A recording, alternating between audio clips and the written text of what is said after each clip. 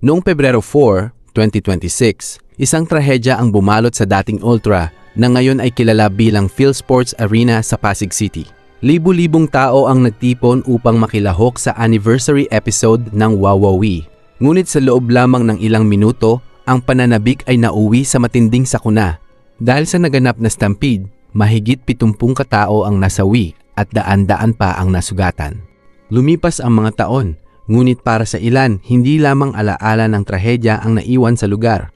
May mga gwardya, maintenance personnel, at ilang taong nagpupunta sa arena na nagbahagi ng mga karanasang hindi nila maipaliwanag. Ayon sa kanilang mga salaysay, may mga gabing nakaririnig umano sila ng mahinang iyakan, sigawan at mga yabag kahit walang ibang tao sa paligid. May ilan ding nagsabing nakakita sila ng mga aninong mabilis na naglalaho sa kanilang paningin. Bagamat walang opisyal na ebidensyang nagpapatunay sa mga kwentong ito, patuloy silang naipapasa mula sa isang tao patungo sa iba. Ano nga ba ang totoo sa likod ng mga salaysay na ito? Mga bunga lamang ba ito ng matinding trauma at lungkot na iniwan ng trahedya? O may mga pangyayaring hindi pa rin maipaliwanag hanggang sa kasalukuyan? Samahan ninyo ako. Ating balikan ang isa sa pinakamalungkot na trahedya sa kasaysayan ng Pilipinas at ang mga kwentong umusbong matapos ang araw na hindi na kailanman malilimutan ng maraming Pilipino. Mahigit 2 dekada na ang lumipas mula nang mangyari ang trahedyang yumanig sa buong bansa. Ngunit ayon sa ilang gwardya, maintenance personnel at mga taong napapadaan sa lugar kapag 10 oras ng gabi, tila may mga alaalang ayaw maglaho. Isang dating gwardya ang nagkwento na habang umiikot siya sa paligid ng stadium bandang 2:00 ng madaling araw, bigla niyang narinig ang mahinang iyakan. Noong una inakala niyang may batang naligaw. Sinundan niya ang tunog hanggang sa makarating sa bahagi ng hagdanan kung saan naganap ang matinding siksikan noong araw ng trahedya. Ngunit nang silipin niya ang paligid, wala siyang nakita. Habang papalayo siya, unti-unting lumakas ang mga tunog. Hindi na lamang iyak ang kanyang naririnig. May mga sigaw na tila humihingi ng tulong. Napahinto siya. Nagtatayuan ang kanyang balahibo. Paglingon niya, wala pa ring tao.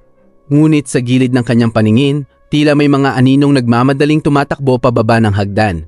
Kinabukasan, sinabi niya ito sa kanyang kasamahang matagal nang nagtatrabaho roon. Tahimik lamang itong tumingin sa kanya bago nagsabing, "Hindi ka nag-iisa, marami na ring nakarinig niyan." May isa namang janitor na nagsabing habang nililinis niya ang isang pasilyo bago sumikat ang araw, napansin niyang may basang bakas ng mga paa sa sahig. Sinundan niya ang mga yapak, huminto ang mga ito sa isang pader. Walang pintuan, walang bintana, at doon mismo nawala ang mga bakas. May mga taxi driver din na nagsasabing minsan ay may babaeng nakaputing tila nag-aabang sa labas ng arena. Kapag pinara nila ang sasakyan at lumingon upang kausapin ang pasahero, wala na itong tao.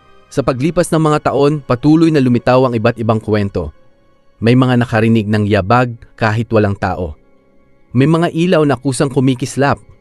May mga CCTV raw na nakahuli ng mga aninong hindi maipaliwanag. Bagamat wala namang opisyal na ebidensyang nagpapatunay nito. Marahil ay bunga lamang ba ito ng takot o isang guni-guni?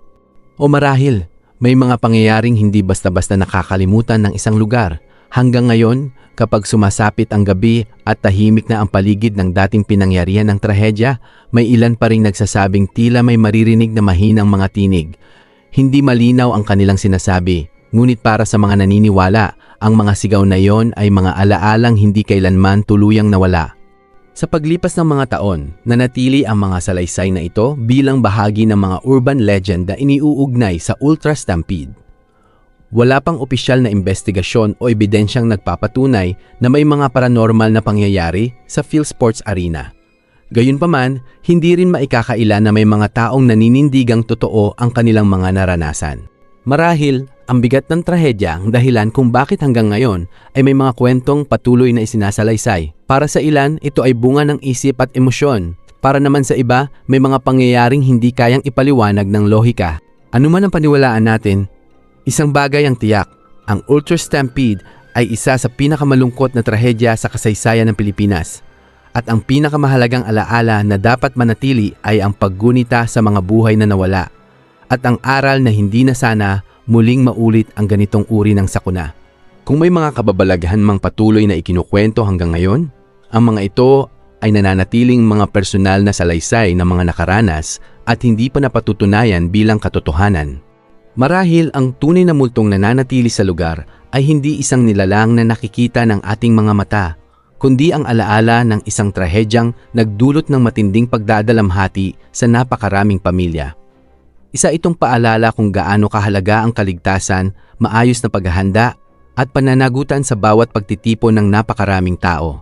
Hanggang ngayon, patuloy pa rin ginugunita ng mga mahal sa buhay ang mga nawala noong araw na iyon. Naway patuloy silang mamuhay sa ating mga alaala at magsilbing aral ang trahedyang ito upang hindi na kailanman maulit. Hanggang sa muli.